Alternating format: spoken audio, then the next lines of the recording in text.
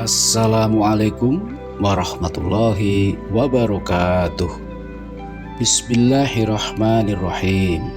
Segala puji bagi Allah Subhanahu wa Ta'ala atas segala karunia-Nya sehingga kita dapat bertemu dalam keislaman dan keimanan.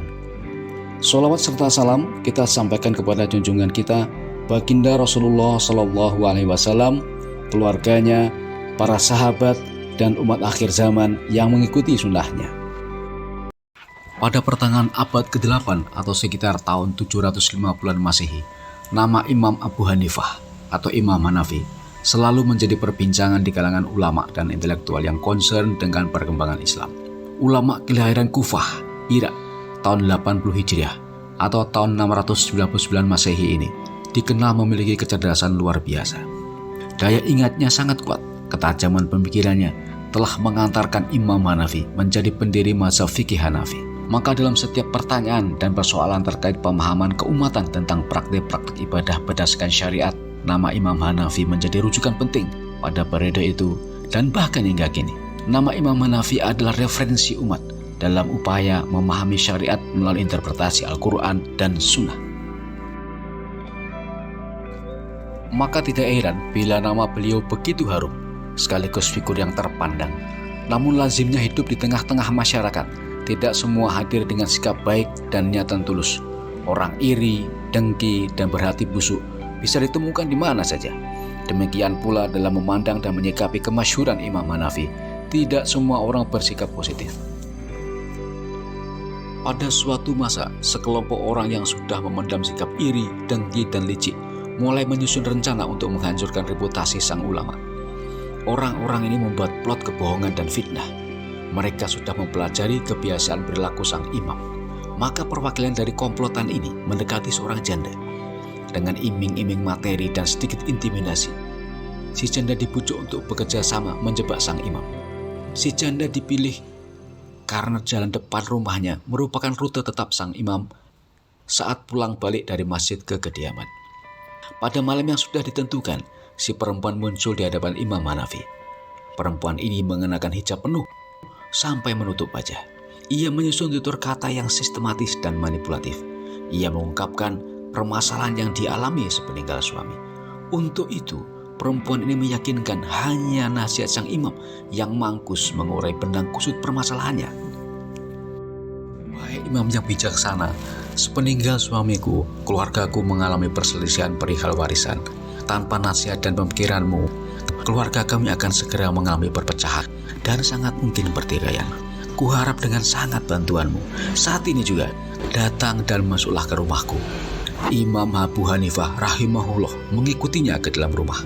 Begitu sepasang kaki sang imam sempurna memasuki rumah, si perempuan segera mengunci pintu di belakangnya. Seperti dikomando, tiba-tiba muncul beberapa orang yang semula bersembunyi. Di hadapan sang imam, orang-orang tak dikenal ini mulai melancarkan fitnahnya. Hai Imam Hanafi, apa yang kamu lakukan di rumah pribadi seorang wanita muda di tengah malam? Dia bukan muhrimmu, dasar orang jahat.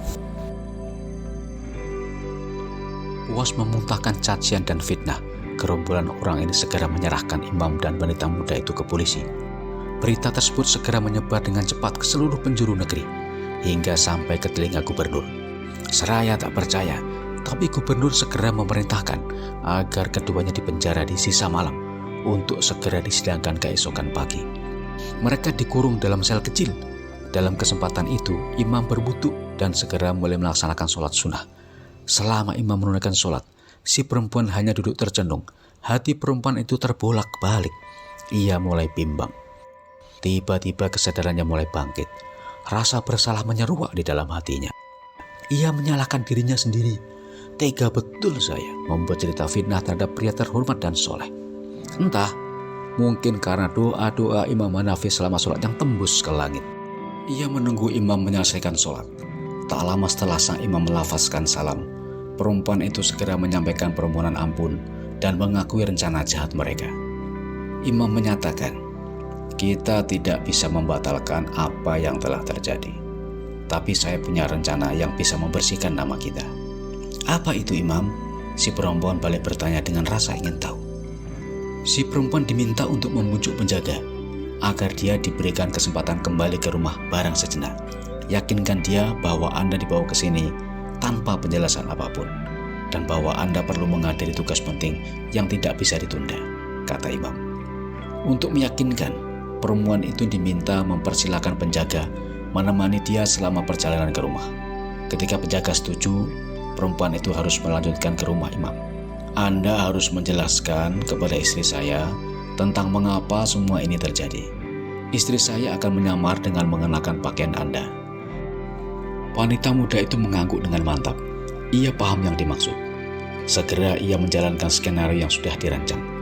Ia meyakinkan penjaga, persis seperti direncanakan. Tiba di kediaman, ia menemui istri imam, menyampaikan penjelasan dan kemudian mengenakan busananya. Segera istri sang ulama berangkat untuk menggantikan posisi si perempuan di penjara. Keesokan paginya, gubernur memanggil imam dan perempuan yang dikurung di dalam sel. Sidang digelar secara terbuka dengan diwarnai antusiasme masyarakat. Maklum, yang hadir dimintai keterangan adalah ulama besar. Kasusnya pun menyangkut moralitas. Musuh-musuh besar imam hadir dalam jumlah besar. Mereka senyum-senyum penuh kemenangan. Wahai Imam Hanafi, hari ini masyarakat luas akan menyaksikan reputasimu hancur, kata mereka dalam hati. Dalam sesi pemeriksaan, gubernur mengajukan pertanyaan kepada kedua terperiksa.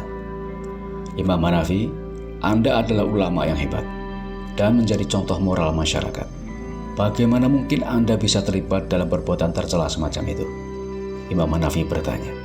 Apa maksud Tuan Gubernur? Gubernur melanjutkan, Anda tertangkap basah di rumah perempuan asing, bukan muhrim, di tengah malam pula. Apa yang Anda bisa jelaskan tentang ini? Imam Hanafi menjelaskan, dia sudah tidak asing bagiku. Gubernur bertanya, Apa? Apa maksud Anda? Siapa dia bagi Anda? Imam Hanafi menunjuk mertuanya dan berkata, mintalah laki-laki terhormat itu untuk memperjelas siapa dia. Pria tua itu dipanggil ke depan dan dia menjelaskan, ini adalah putri saya, Tuan Gubernur. Aku menikahkannya dengan Imam Hanafi. Penjelasan sang mertua tentang hubungannya dengan si perempuan membuat hadirin percaya bahwa perempuan itu memang benar istri Imam Hanafi. Seketika seisi ruangan terperangah. Mereka tak percaya perempuan yang dimaksud adalah benar istri sang imam sendiri. Ruangan yang selama ini hening tiba-tiba berdengung. Orang-orang saling berbisik satu sama lain. Bagaimana ini bisa terjadi? Siapa yang berbohong? Tak kalah syok adalah komplotan jahat yang bersekongkol menjatuhkan reputasi sang imam.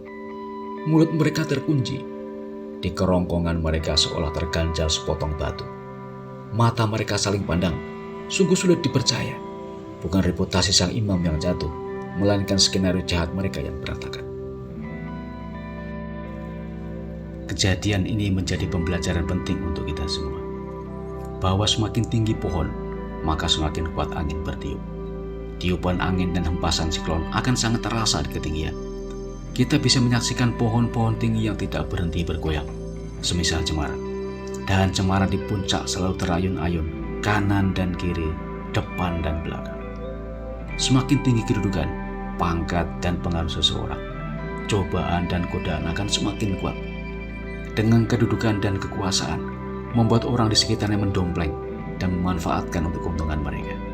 Di lain pihak, pangkat dan jabatan juga bisa membuat orang lain merasa tersisih, kalah, terhina, atau bahkan terbuang. Mereka bisa menggunakan segala cara untuk menyingkirkan orang yang dianggap menghalangi tujuan mereka. Yang kedua, hakikatnya tidak ada orang beriman yang tidak mendapatkan ujian. Firman Allah Subhanahu wa taala pada surat Al-Ankabut ayat 2. Artinya, apakah manusia mengira bahwa mereka akan dibiarkan hanya dengan berkata, kami telah beriman, sedangkan mereka tidak diuji? Warga kota Baghdad, Irak, dan dunia Islam mengenal betul ketinggian akhlak dan kualitas keimanan Imam Hanafi.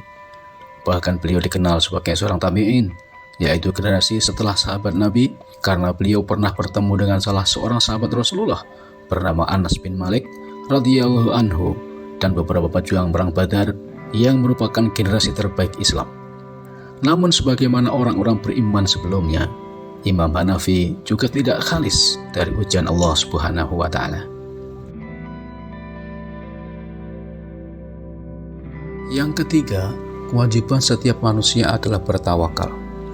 Menurut Imam Al-Ghazali, tawakal adalah sikap menyandarkan diri hanya kepada Allah Subhanahu wa Ta'ala tatkala menghadapi cobaan dan kesukaran, teguh hati tatkala ditimpa bencana, disertai jiwa yang tenang dan hati yang tentram.